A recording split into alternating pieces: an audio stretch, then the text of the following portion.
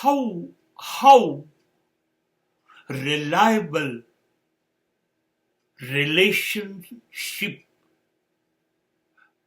are in the society. Do you expect loyalty in any type of relationship? I don't see.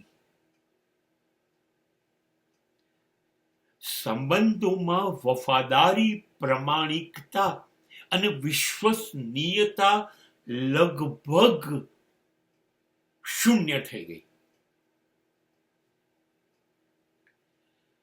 હું બહારના સંબંધો અંગે તો કશું ભરોસાપાત્ર કે બિન ભરોસાપાત્ર રીતે કહી નથી શકતો, નહીં વિચારી પણ નથી શકતો, અને વિચારવું ન જોઈએ એ કડવી વાસ્તવિકતા છે.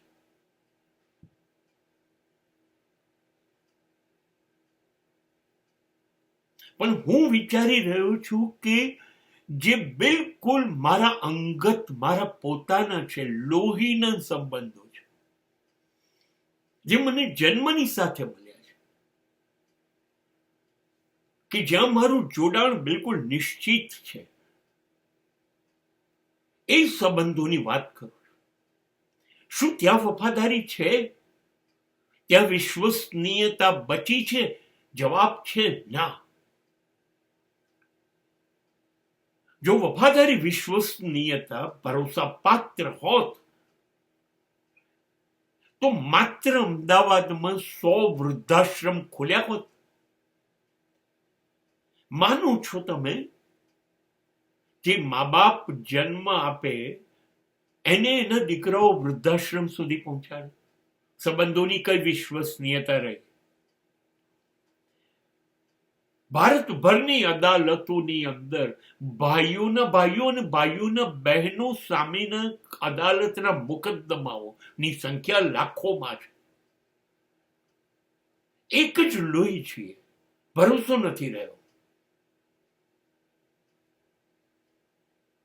એ જ પ્રમાણે પતિ અને પત્ની વચ્ચેના સંબંધોના ડિવોર્સ અને છૂટાછેડાના સંબંધો પણ હજારોની સંખ્યામાં છે.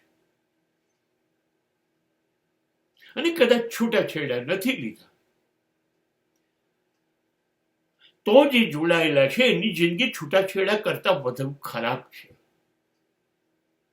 અને આવનારી પેઢી, આપણા સંતાનો આ બધું જોયા પછી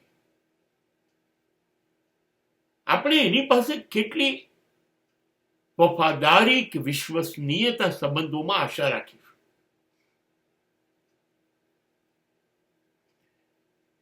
જો આપણો સમય ડર લાગે, ભય છે, બીક છે, એવું છે સંબંધોની વિશ્વસનીયતા બાબતમાં, તો આવનારી પેઢી 15, 20, 25 વર્ષ પછીની પેઢીની વિશ્વસનીયતા અંગે કશું જ વિચારવું એ સંબંધ શબ્દનું જ અપમાન છે.